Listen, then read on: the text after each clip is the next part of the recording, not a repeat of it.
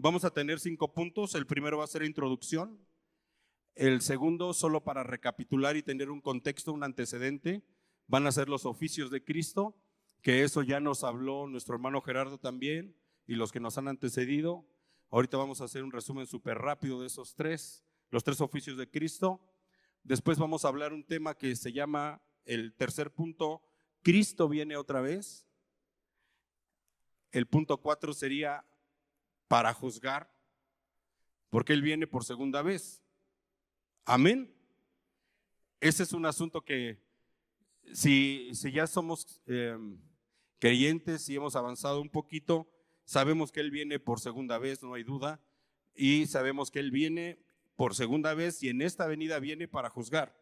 Y al final tendríamos una conclusión. ¿Ok? Como introducción, cuando nosotros confesamos el credo de los apóstoles, decimos palabras que no son poesía ni tradición vacía. O sea, el hablar, el declarar el credo, no es como si estuviéramos aventándonos una poesía. Dice la palabra que Jesús vendrá y tenemos bastantes textos. Pero de allí vendrá para juzgar a los vivos y a los muertos. Y hay una palabra que está intrínseca aquí en esto. Por ejemplo, dice juzgar. ¿Tú sabes lo que es juzgar? ¿Cuántos han estado afortunado o desafortunadamente en un juicio? ¿Quiénes trabajan en un juzgado? ¿Quiénes son abogados? ¿Quiénes, como un personaje del cine mexicano decía, yo no soy cualquier persona, yo soy el acusado? Era Cantinflas. Cuando le hacen un juicio a Cantinflas, dice, yo no soy cualquier persona, soy el acusado. Y bueno, debemos decirlo con claridad, esto no es opcional, Cristo viene y viene para juzgar a los vivos y a los muertos.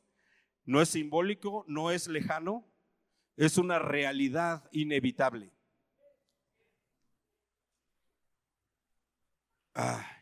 Hay una frase en el mundo que dice que nadie se salva del hospital y del juzgado, ¿no? Que algún día dicen que tenemos que pisar ahí el hospital o un juzgado. Si no han pisado ninguno, qué bueno.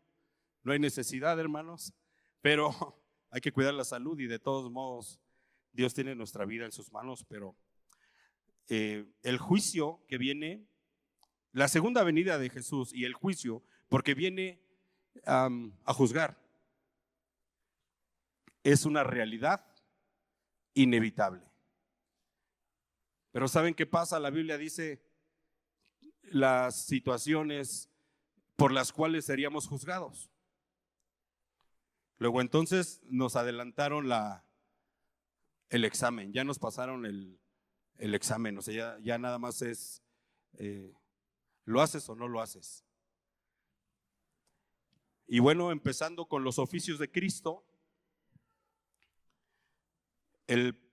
uno de los oficios es profeta. Está un texto que lo sostiene, es Deuteronomio 18:15. No los voy a leer, si los quieren anotar, anótenlo. Tal vez ahorita si logramos la proyección, pues ahí se van a ver los textos, porque es el antecedente solamente.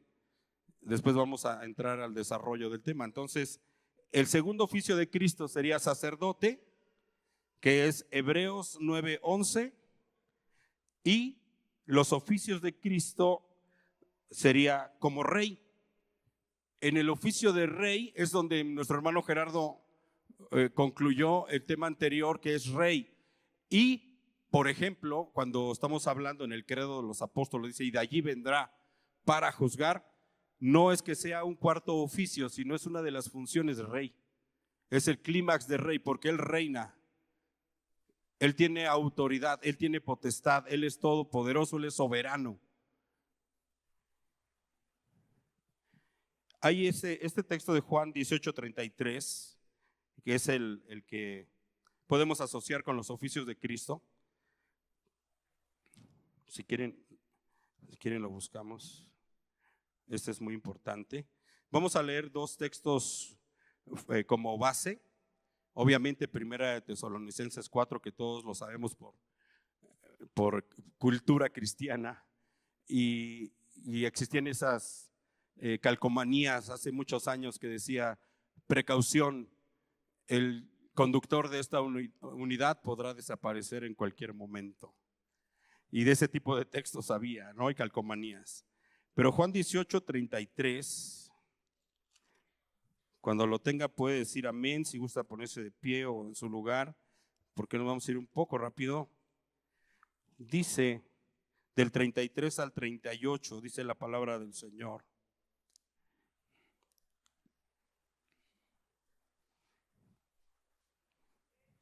Amén. Entonces Pilato volvió a entrar en el pretorio y llamó a Jesús y le dijo: ¿eres tú el rey de los judíos? Jesús le respondió: ¿dices esto tú por ti mismo o te lo han dicho otros de mí? Pilato le respondió: ¿soy yo acaso judío? Tu nación y los principales sacerdotes te han entregado a mí. ¿Qué has hecho? Jesús respondió: mi reino no es de este mundo. Si mi reino fuera de este mundo, mis servidores pelearían para que yo no fuera entregado a los judíos, pero mi reino no es de aquí. Le dijo entonces Pilato: ¿luego eres tú rey? Respondió Jesús: tú dices que yo soy rey. Para esto he nacido y para esto he venido al mundo, para dar testimonio a la verdad. Todo aquel que es de la verdad oye mi voz. 38. Y le dijo Pilato: ¿qué es la verdad? Y cuando hubo dicho esto, salió otra vez a los judíos y les dijo: yo no hallo en él ningún delito. Amén.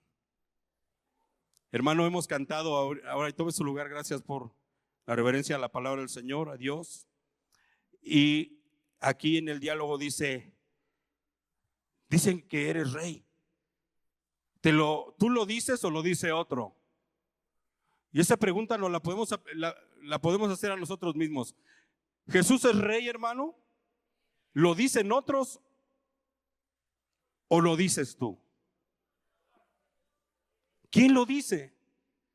Si Jesús no es tu rey, estás en problemas. Pero ¿saben qué pasa? Entra un juicio.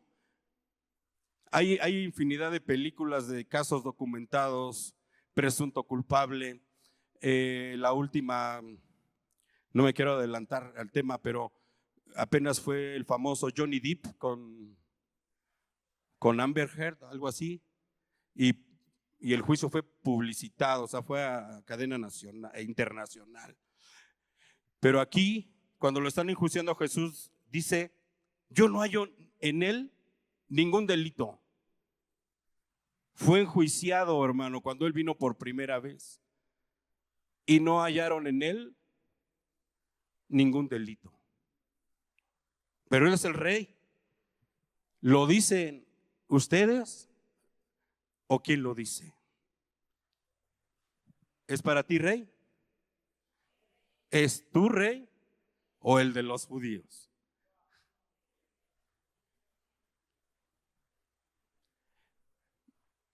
Van a ser 1000 preguntas que tendremos que contestarnos. Y por eso digo que por nuestras palabras seremos juzgados. Si yo hoy digo en el argot de decir: sí, amén, es mi rey, imagínense el día del juicio cuando digan: y no que yo era tu rey. Es complicado. Sin embargo, podemos hablar de Dios porque Él tuvo misericordia de nosotros y no nos predicamos a nosotros, sino a Cristo y a este crucificado, y que derramó su sangre preciosa, eliminando el acta de decretos que había en contra nuestra.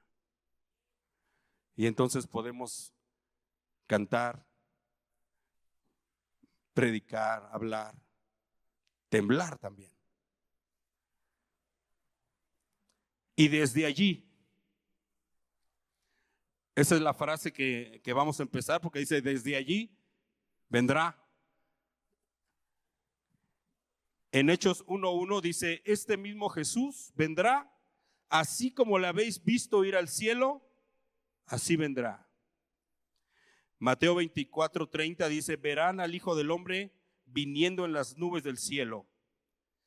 Ok, ¿de dónde viene?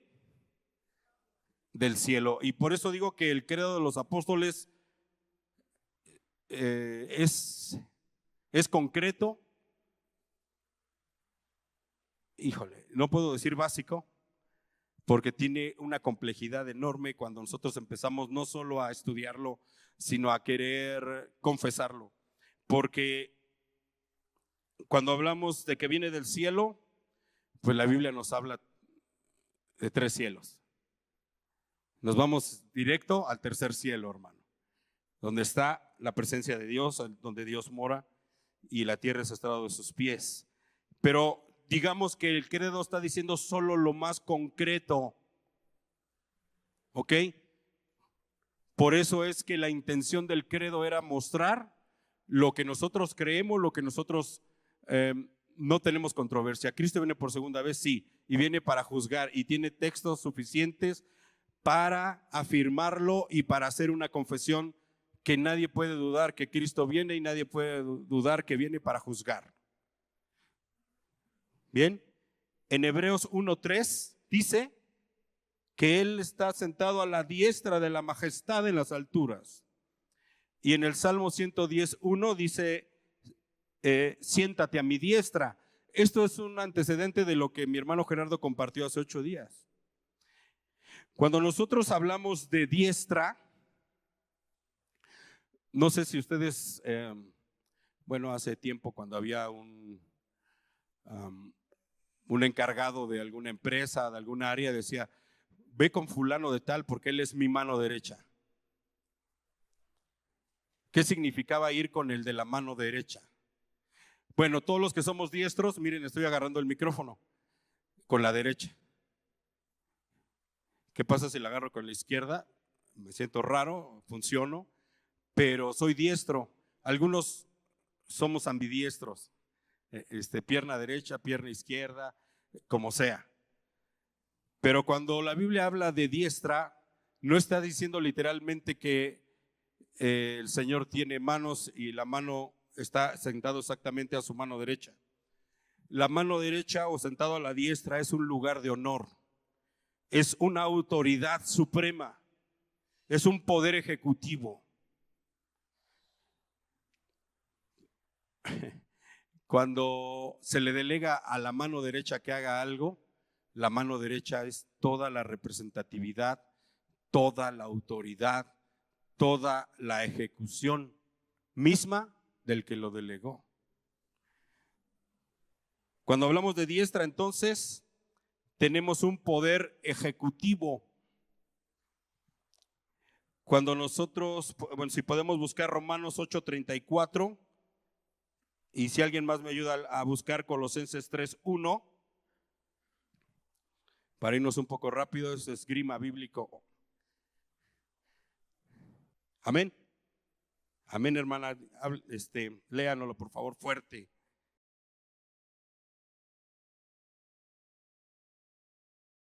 Si habéis resucitado con Cristo, buscad las cosas de arriba donde está Jesús sentado a la diestra, ¿verdad? Romanos 8:34, por favor. ¿Quién es el que condenará? Cristo es el que murió y que también resucitó. Si ustedes se fijan, algunos textos están haciendo alusión también al credo, a partes que ya hemos leído. Cuando empezaron a encontrar y armar un rompecabezas, dijeron: esto es lo básico.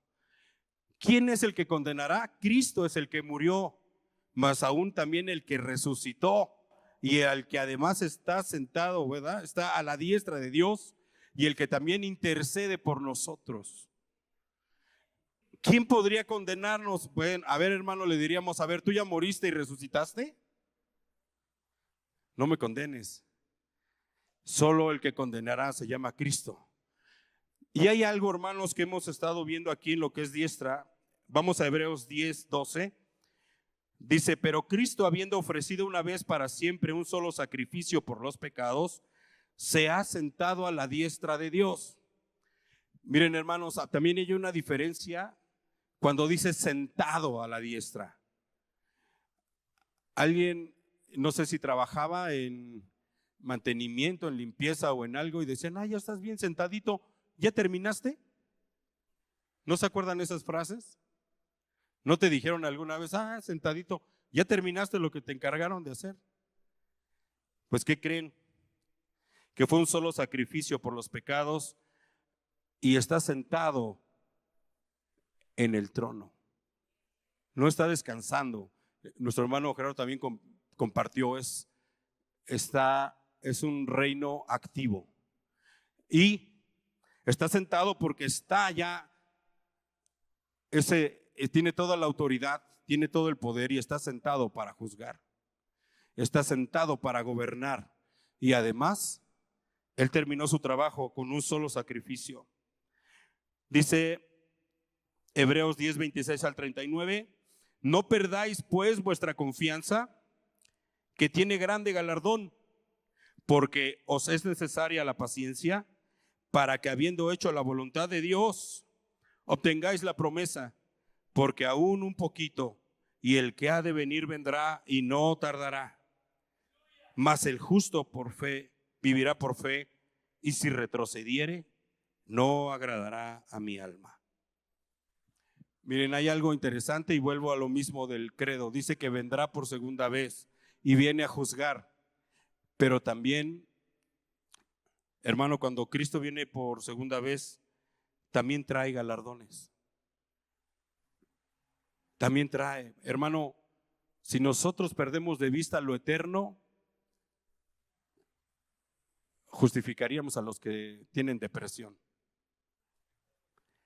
Pero si tú has hecho algo bueno, ¿alguna vez has hecho algo que nadie vio que lo hiciste, pero lo hiciste para Dios?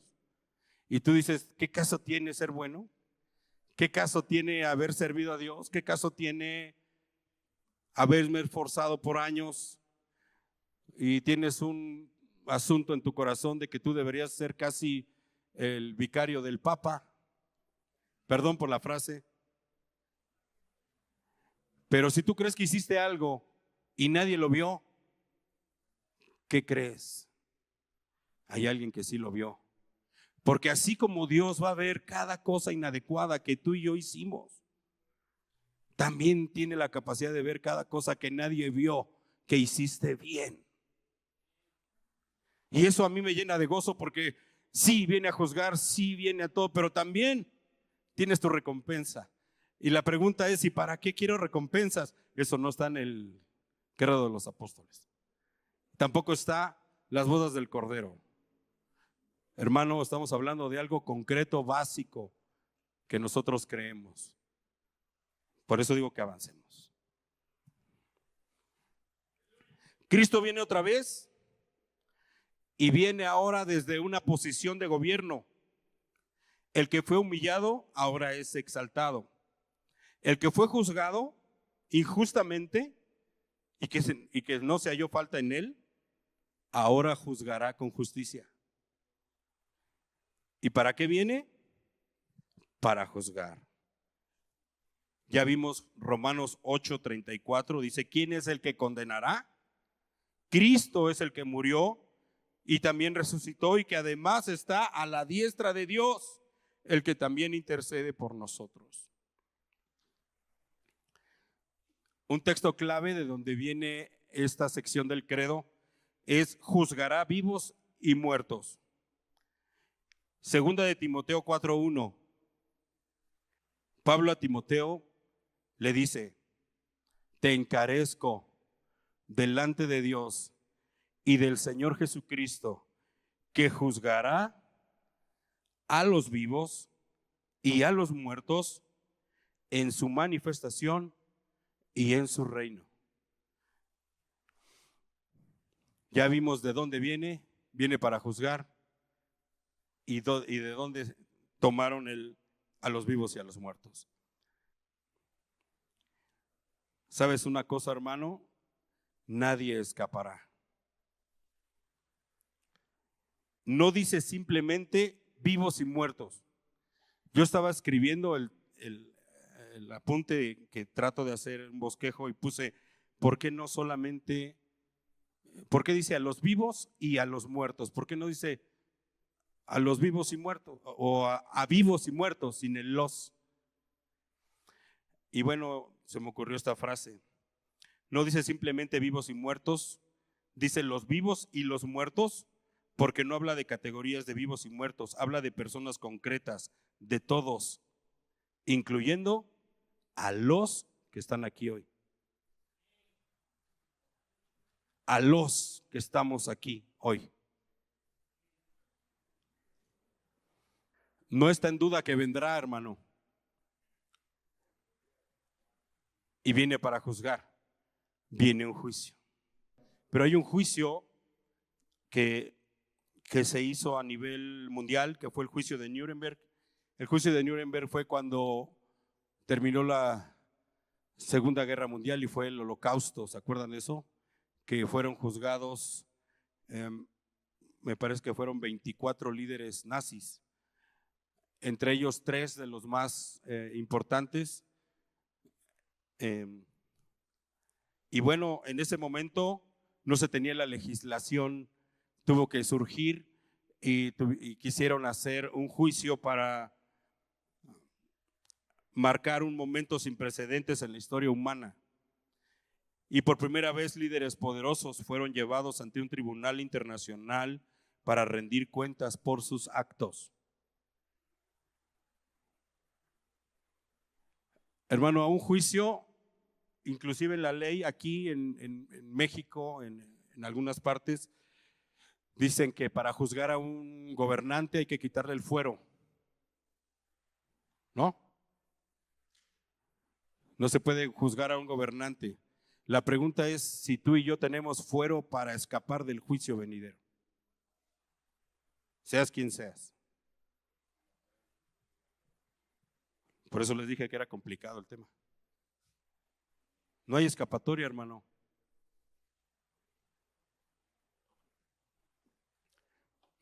Es que yo soy fulano de tal.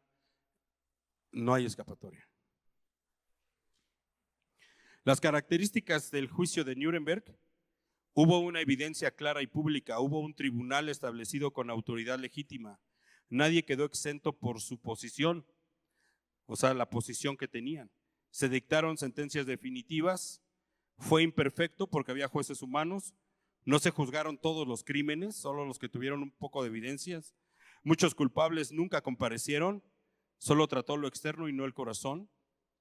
Por ejemplo, uno que escapó de este juicio de Nuremberg, ¿saben quién fue? Hitler. ¿Por qué? Porque estaba muerto. Pero Jesucristo viene a sacarlo de donde está y lo va a juzgar. No se va a escapar ni haciéndose el muertito. ¿Ven que algunos perros hacen los muertitos y la libran? En el juicio terreno, dicen, ya que lo juzgan, ya hasta se murió. Pues ¿qué creen? Que aquí dice la palabra que juzgará a vivos y a muertos. O sea que la muerte no libra a nadie del juicio.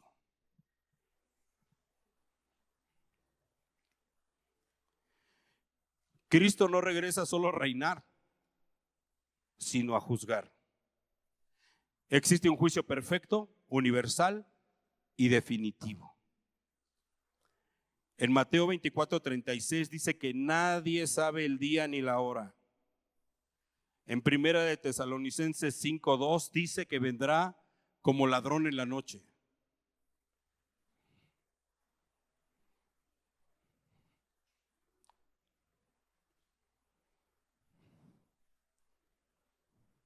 En el juicio eterno, todos comparecerán, creyentes y no creyentes, vivos y muertos, grandes y pequeños.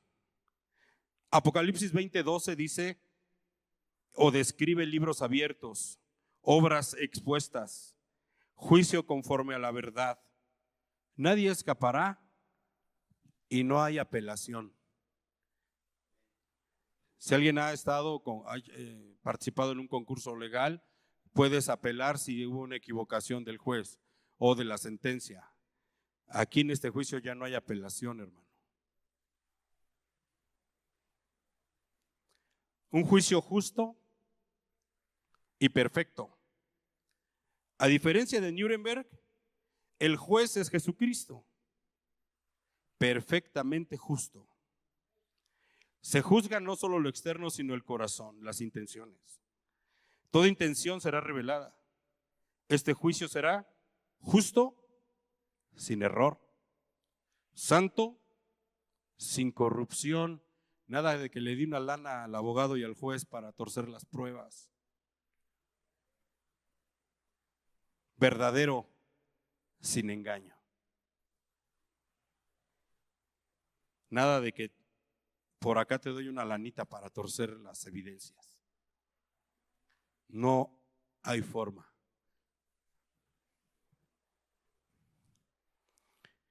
Romanos 2:16 dice que Dios juzgará. ¿Por qué va a juzgar?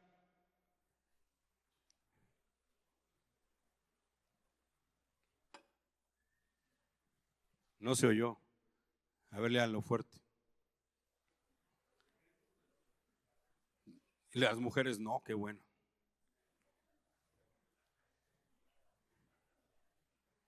Mire, la Biblia toda habla de no dirás falso testimonio. Yo veo gente que enjuicia porque soñó, porque pensó, porque creyó y no saben el problema que mete a alguien cuando dicen cosas sin sentido, por pura loquera mental de las personas. Pero dice que Dios juzgará los secretos de los hombres.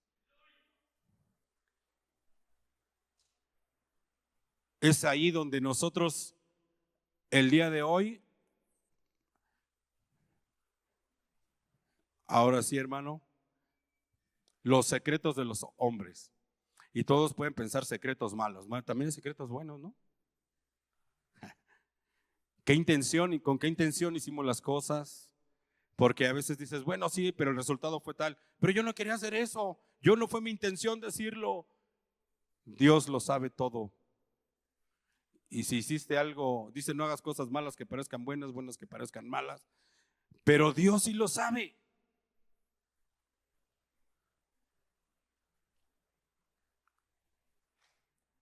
Si a mí me dicen, oye, vamos a juzgar todos tus secretos, tengo que respirar así.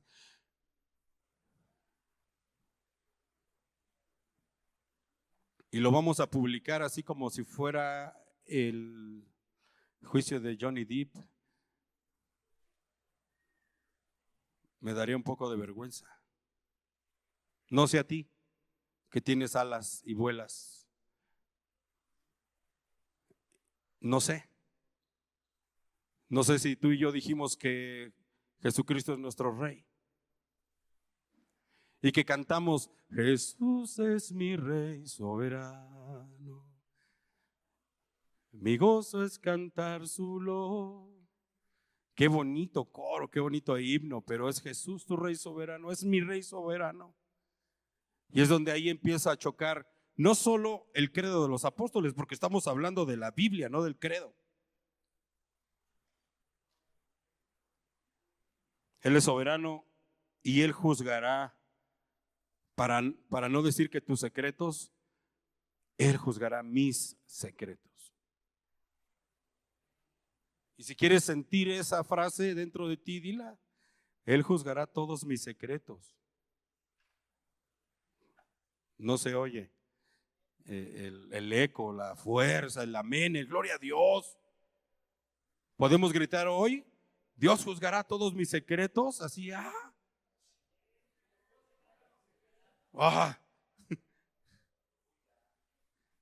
Bueno, es un buen ejercicio para sentir como dicen por ahí, la presión del juicio. Pero saben, el juicio es con base en la unión con Cristo. A los que están en Cristo, serán justificados por la fe. Romanos 5:1. Nuestros pecados ya fueron juzgados en la cruz. Sus obras evidencian su fe. No enfrentan condenación, 8:1, sino vindicación. No hay condenación para los que están en Cristo Jesús. ¿Puedes respirar, hermano? Yo también. Hermano, pero eso todo lo hizo Dios. Y yo me quedo pensando, ¿y qué con los galardones? ¿Por qué existen los galardones? Nada más para quedarnos nosotros conchudos con que ya soy salvo y ya.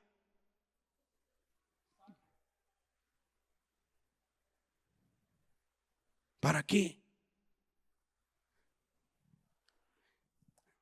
Gracias a Dios y qué misericordia que todos mis pecados han sido perdonados y soy justificado, soy hecho justo no por mis obras, sino por la sangre de Cristo.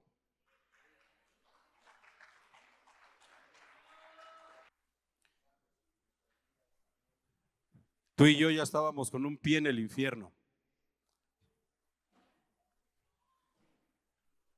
Los que están fuera de Cristo permanecen en sus pecados, serán juzgados conforme a sus obras, recibirán justa condenación.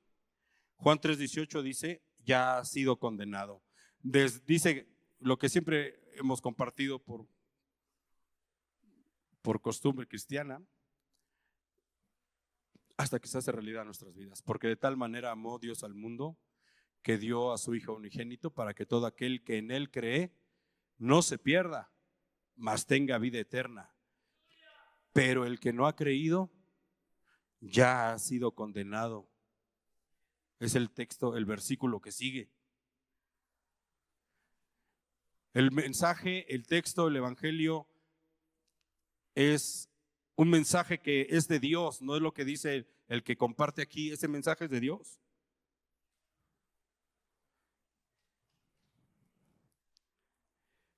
Hermano, Cristo se sentó a la diestra del Padre, está ahí con toda autoridad, ya terminó y sigue trabajando. Yo no sé qué hacemos tú y yo cuando estamos pasivos en la iglesia. Yo no sé qué estamos pensando. Yo no sé si no valoramos el perdón, la misericordia, la gracia, la bondad, y nos queremos sentar como jueces. Parece que estamos sentaditos sin hacer nada, pero juzgando a todos. Yo no sé cómo se ganan los galardones. Me estaban comentando hace mucho tiempo que en la iglesia infantil les daban méritos. ¿Todavía? Híjole, entonces ya no digo. Bueno, miren, les voy a decir rápido que me dijo alguien. Que les daban méritos por hacer cosas, ¿no? Entonces de repente hubo tráfico de méritos. Entre los niños decían, si tú lavas mi plato, te doy 2 méritos de los que ya me gané.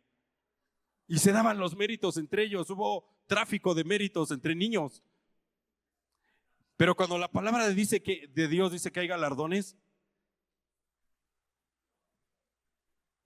que nadie tome tu corona, dice la palabra del Señor. Pero si hay galardones, a ver, pásame 3 galardones de los que tienes, hermano, échame 3 galardones. ¿Saben qué? No hay eso. Y decía un niño, si me dan los méritos y luego me los quitan, pues qué chafa, ¿no? ¿Para qué me los dan entonces? Ya no quiero méritos. Muchas cuestiones podemos hablar humanamente, pero los talentos, en Mateo 25 habla de 10 vírgenes, talentos y juicio a las naciones. Hay un juicio con consecuencias eternas. Mateo 25:46 dice que las consecuencias para los justos es vida eterna. Para todos los demás, castigo eterno. No hay término medio, no hay segunda oportunidad. ¿Qué hay de nosotros? ¿No queremos estar con Jesús, nuestro amado? Y pueden tomar sentido muchos cantos también. Y también va a ser el sentido con el que cantamos esos cantos. No es letra bonita, no es armonía bonita, no es ritmo bonito. Y si tiene todo, qué bueno, pero ¿qué significa eso para ti? No hay segunda oportunidad, la oportunidad la tenemos diario, hermanos, mientras estemos en vida.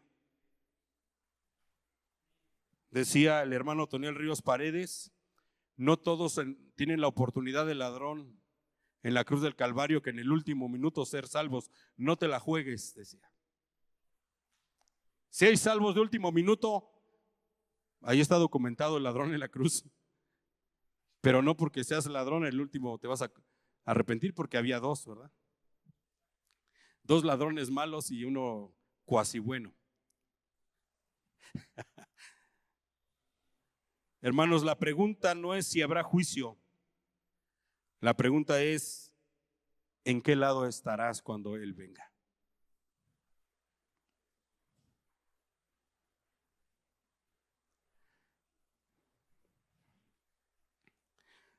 ¿Todas las personas estarán en el juicio? Hebreos 4:13 dice, todas las cosas están desnudas y abiertas. Lucas 12:2 dice, nada hay encubierto que no haya de descubrirse.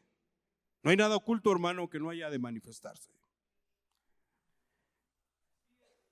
Para el creyente en Cristo, sus pecados fueron ya juzgados en la cruz. Jesucristo llevó su culpa. Romanos 8:1, ninguna condenación hay. Gloria a Dios. Gloria a Dios. Si hemos sido, miren, lo que haya sido en el pasado o lo que eres hoy, porque hoy es un día de oportunidad.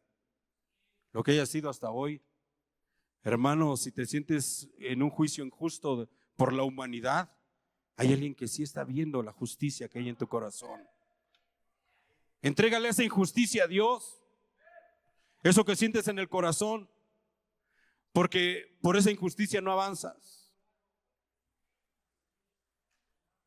¿Y qué vamos a hacer allá? Estamos perdiendo años de vida, estamos perdiendo salud, estamos perdiendo todo por Cristo, haciendo nuestra voluntad o haciendo la voluntad de Cristo.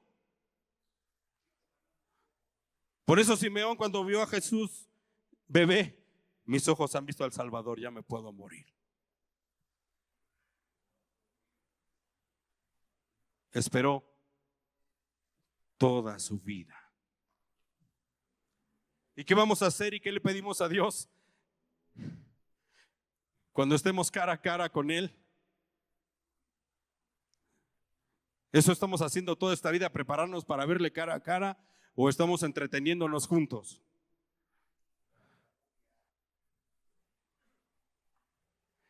Hermano, sí, Cristo viene. Y sí viene a juzgar. Sí. Hay una comparativa muy básica entre el juicio de Nuremberg y el juicio final. La fecha del juicio de Nuremberg duró de 1945 a 1946. Aproximadamente, documentando todo, como un año se tardaron en hacer el juicio de solamente los casos de guerra. No le juzgaron si fue buen esposo, si fue nada más que los juicios de guerra. El juicio final es un futuro determinado por Dios. No sé cuánto tiempo le llevará ese juicio. Una eternidad. Aspecto del juez, jueces humanos. En el juicio final el juez es Jesucristo. El alcance es limitado en Nuremberg, en el juicio final es universal. La evidencia, hay evidencias parciales, pero en el juicio final hay una evidencia total. Cuando crees que nadie te vio, sí te vio el ojo de Dios. Los acusados en Nuremberg fueron algunos, los que estaban vivos y los que tenían por ahí documentos y había forma de atorarlos. Pero en el juicio final son todos. Nadie escapamos. El aspecto de justicia, Nuremberg es imperfecta, pero en el juicio final es perfecta. No va a haber, hermano, como dicen por ahí, no metiste ni las manos y caíste noqueado. No vamos a poder ni decir, pero nada. No hay forma, hermano. No hay forma de decir que eres bueno. No hay forma de que vendamos nuestra santidad falsa, si así lo fuere. No hay forma. Si tú has engañado a alguien haciéndole creer, o has engañado en un juicio, o has torcido las pruebas, o has sido inculpado injustamente sin pruebas, etcétera, en el juicio final sale todo. Casi, hermanos, si nosotros no supiéramos que hay vida eterna y hay justicia de Dios en la eternidad, hermano, que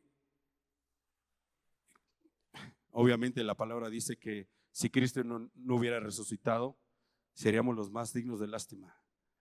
Pero si nuestra esperanza estuviera en la justicia terrena, ¿cuántos casos sacan también para desviar la atención del pueblo mexicano y de todo el mundo? Pero la justicia en México, la ingratitud del ser humano, estaríamos frustrados, hermano. Esos cantos antiguos de ya viene la recompensa. ¿Se acuerdan del hermano Marino? ¿No? Marino Estanislao. Vamos subiendo peldaños. Hermano, ahí toda obra será puesta. El resultado en el juicio de Nuremberg fue temporal. A lo que hicieron fue, algunos fueron condenados a la horca, otros vivieron ahí cadena perpetua, pero en el juicio final es una separación eterna. No hay vuelta atrás, hermano. Nos jugamos todo. Ya sé que somos cristianos, pero hay cristianos, hermano, en la oración también Dios hablaba a través de mi hermano Iván, que estaba pidiendo de los que estamos, o los hermanos que se están enfriando. ¿Saben por qué algunos hermanos se enfrían también? Porque se les olvida también que la obra de Dios es hasta que el Señor nos llama a su presencia en esta época, en esta tierra. Si solo fuera la salvación y me siento ya, ahora yo soy el patrón, entonces ¿por qué la Biblia habla de galardones? ¿Por qué?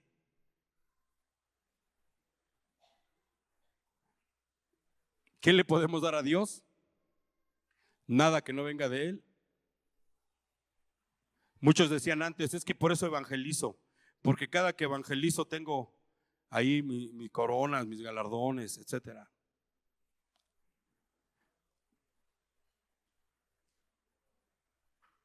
Imagínate que las coronas se arrojan a los pies de Cristo, pero llegamos sin nada.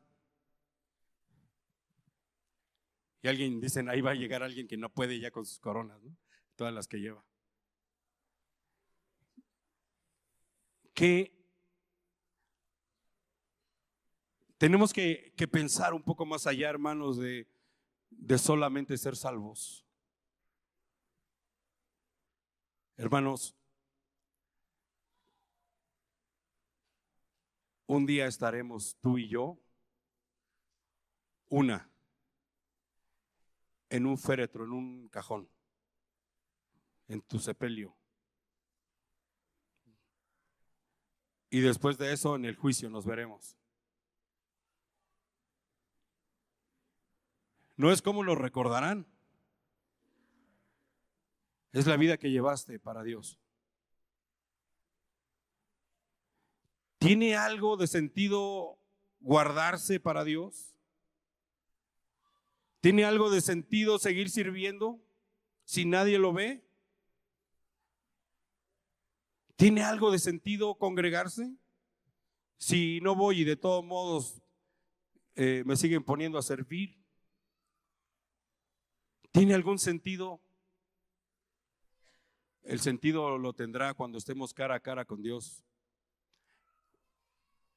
y escuchemos: en lo poco fuiste fiel, sobre mucho te pondré.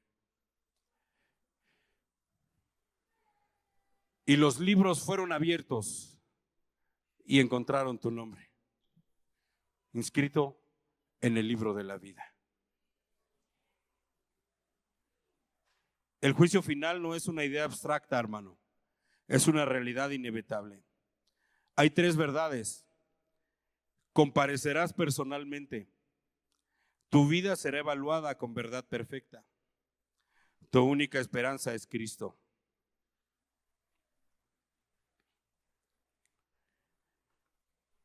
Quisiera que leyéramos Romanos 2. Dice así la palabra del Señor. Romanos 2, voy a leer del 1 al 16. El justo juicio de Dios, por lo cual eres inexcusable, oh hombre, quien quiera que seas tú que juzgas. Pues en lo que juzgas a otro, te condenas a ti mismo, porque tú que juzgas haces lo mismo. Mas sabemos que el juicio de Dios contra los que practican tales cosas es según verdad. Y piensas esto, oh hombre, tú que juzgas a los que tal hacen y haces lo mismo, ¿que tú escaparás al juicio de Dios? ¿O menosprecias las riquezas de su benignidad, paciencia y longanimidad, ignorando que su benignidad te guía al arrepentimiento?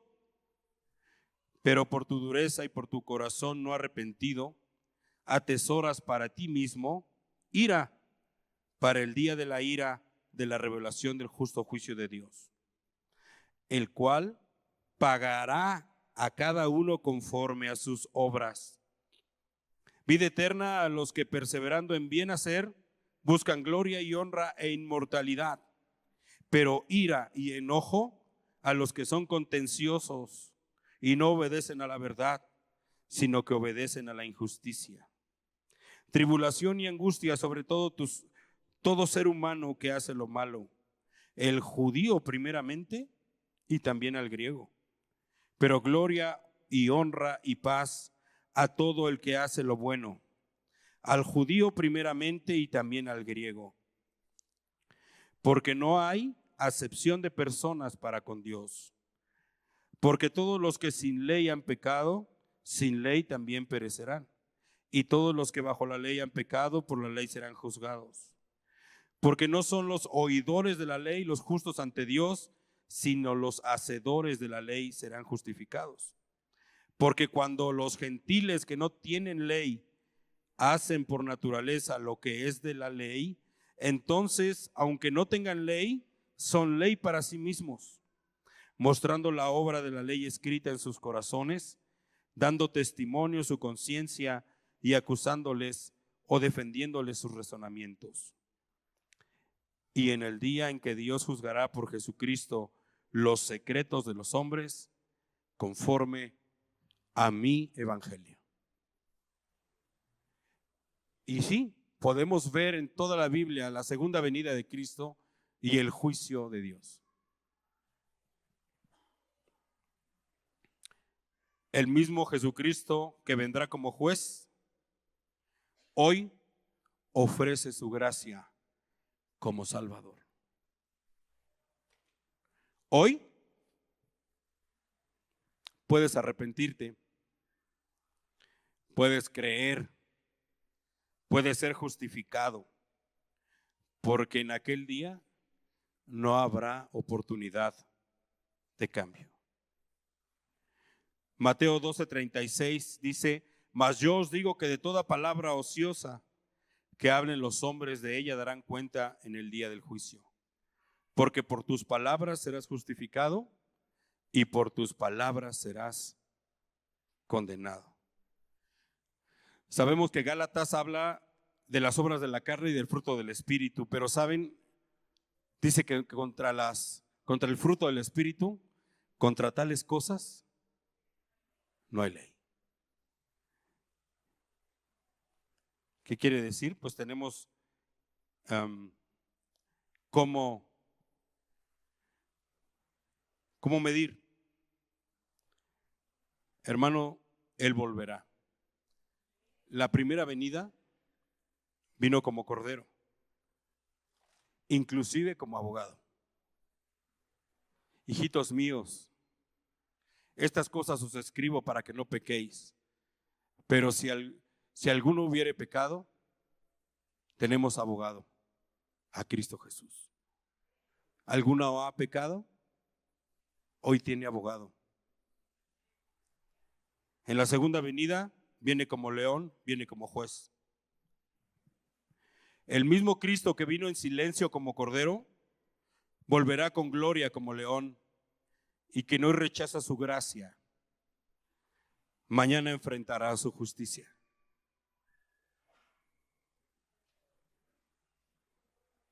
En Apocalipsis 5:5 dice: uno de los ancianos me dijo, no llores, he aquí que el león de la tribu de Judá, la raíz de David, ha vencido para abrir el libro y desatar los 7 sellos. Tiene toda autoridad, hermano. El juicio eterno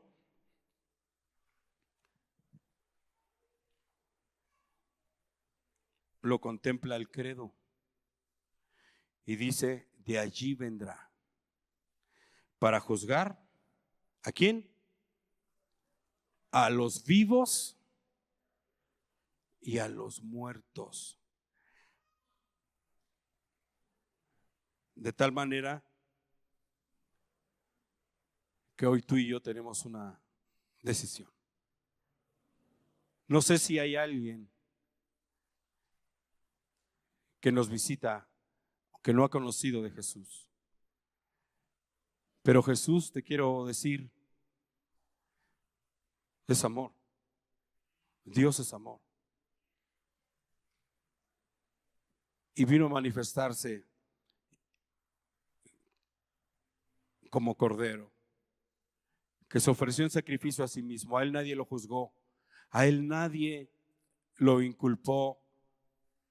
Él mismo se hizo pecado y Él mismo se juzgó. Él mismo dio su vida por ti, porque tú y yo no teníamos forma de escapar. Si tú hoy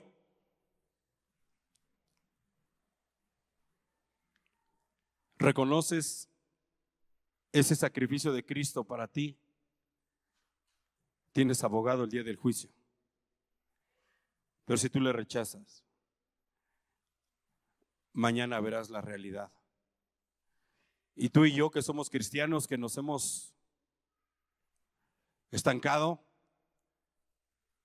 si nuestro mal testimonio nos ha frenado, hoy es el día en el que podemos decirle a Dios: perdóname, borra mis pecados.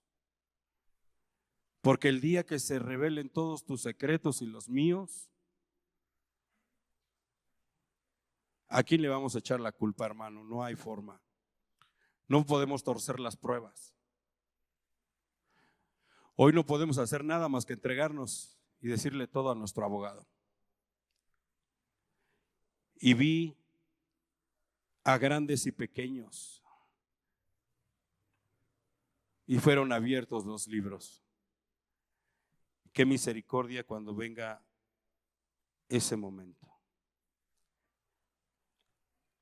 Por eso la Biblia nos habla de hacer morir lo terrenal en nosotros. Dice la palabra: no hagáis tesoros en la tierra, donde la polilla y el orín corroen. Más bien haced tesoros en el cielo. ¿Cómo se hacen los tesoros en el cielo, hermano? ¿Alguien me ayuda? ¿Sentándome en la silla y no moviendo un dedo?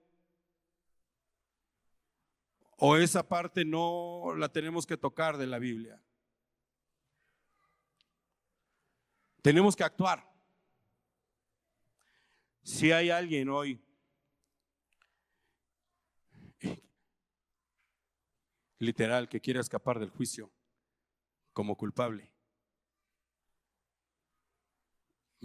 quisiera yo orar contigo.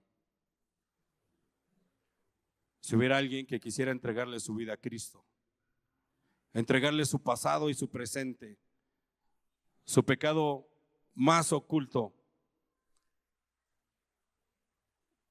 Él lo borrará. Estarás a cuentas con Dios. Dice, venid y estemos a cuentas y vendrán tiempos de refrigerio para ti.